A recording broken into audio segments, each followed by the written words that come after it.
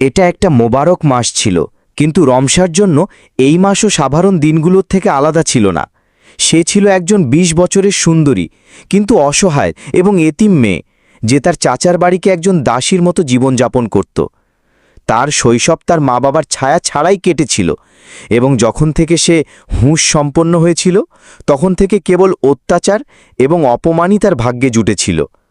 চাচি তাকে সকাল সকাল জাগিয়ে দিত এবং সারাদিনের সব কাজ তারই দায়িত্বে থাকত।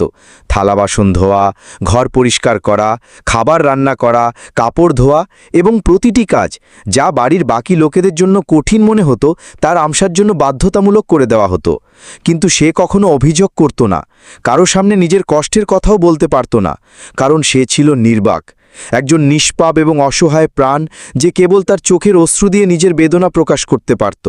রমজানেও তার অবস্থা বদলায়নি, বরং সেহেরি এবং ইফতারের দায়িত্বগুলো তার কষ্টকে আরও বাড়িয়ে দিয়েছিল।